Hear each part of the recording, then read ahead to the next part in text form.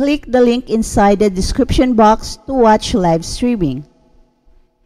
FIBA World Cup is almost done at ang buong akala natin ay ito na ang panahon na maipakita ng gilas at matutulungan si Kai Sotto upang ilabas ang kanyang tunay na galing. Buong paniniwala ng mga tunay na taga-suporta ni Kai Sotto na playing time lang ang kulang at tiwala ang kanyang kailangan upang maipakita ang kanyang galing, and many believe na ang gilas ang best place para sa kanya. But instead of showcasing his world-class height and skills, ay binaon pa siya sa limot kahit na against Angola ay siya ang best local player natin, as he scored 8 points and 6 rebounds in 20 minutes of action. At isa siya sa pasimuno sa fight back ng gilas sa last minutes ng laro against Angola. But against Italy, Kai Sotto only played 7 minutes, and worst, against Dominican Republic ay only 1 minute lang. Masahol pa kay Coach CJ Bruton ang ginawa ni Coach Chat Reyes. Okay lang sana kung panalo, pero olats eh. At ito pa, hindi lang si Kai Sotto ang may problema. Kahit si Junmar Fajardo na nagpakita ng ibang klaseng galing against Dominican Republic ay hindi na nagbigyan muli ng pagkakataon. Niwala man lang play sa ilalim kahit alam ng buong mundo na kayang-kaya niya ang lahat ng mga bantay niya. Junmar Fajardo was helpless against Italy, kaya umiyak na lang siya sa bench dahil alam ng bawat players natin na kaya nila ang competition. Now the question is, may natitira pa ba sa gilas as we play the upgrade version of Angola and South Sudan team? The simple answer is yes. Sobra-sobra pa nga. Pero ang mas magandang tanong ay kung may pagbabago ba sa sistema ni Coach Chat Reyes against South Sudan. Sa kanyang balasa ng tao at sa kanyang one-on-one plays na si Jordan Clarkson lang ang naglalaro at waiting lang ang lahat kung ano ang mangyayari, okay sana kung iikot pa ang bola bago ipasa kay Jordan Clarkson. Kaso si Jordan Clarkson na ang nagdadala ng bola, siya pa ang mag-create ng kanyang shot. Kaya daming mintis tuloy. Alam na kasi ng mga kalaban natin how to defend us. Depensahan mo lang si Jordan Clarkson at yun na. Pansin niyo ba yon? And in this game, I hope na gagamitin na ng husto ni Coach Chat Reyes ang mga malalaking lineup natin.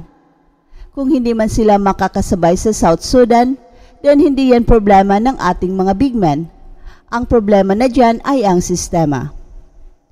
Junmar Fajardo is a tested internationalist. Kai Sotto is also a tested internationalist as well.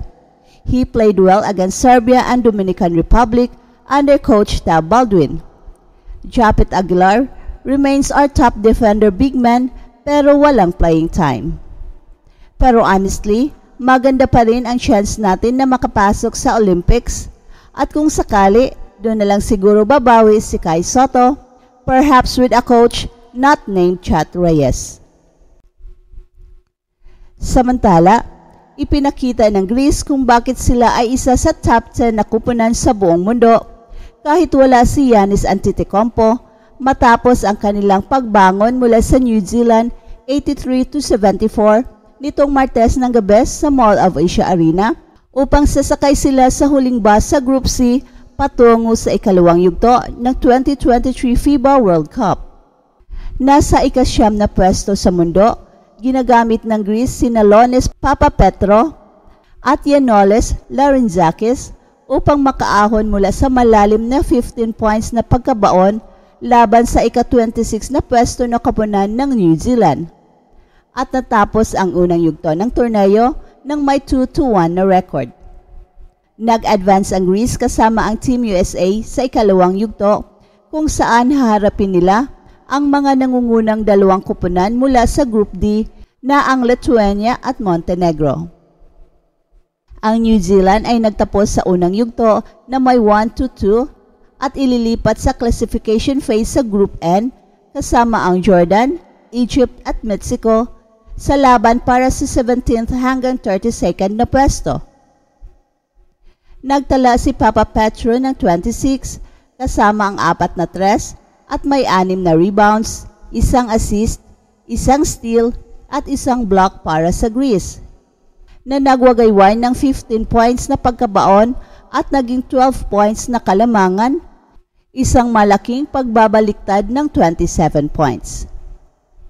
Nakamit ng Greece ang huling pwesto mula sa Group C para sa ikalawang yugto at nagawa ang pagbangon upang patalsikin ang New Zealand 83-74 sa FIBA Basketball World Cup 2023 sa SM Mall of Asia Arena sa Pasay City nitong Miyerkules. Ang Hellas ay haharap sa Lithuania sa Biyernes para simulan ang ikalawang yugto. Matapos ang pagkatalo ng New Zealand, nakuha na ng Australia ang qualification para sa 2024 Paris Olympics. At sa kalagitnaan ng laro, namumuno ang Tall Blacks ng 11 points sa 43-32, ngunit sa second half ay nagbukas ang isang binagong kupunan ng Greece mula sa locker room. Pinakita ang kanilang galing bilang pang-siyam na kupunan sa mundo. Inungusan ng Greece ang New Zealand sa third quarter, 18-11, na pumantay ng 4 na puntos papasok sa huling quarter, 50-54.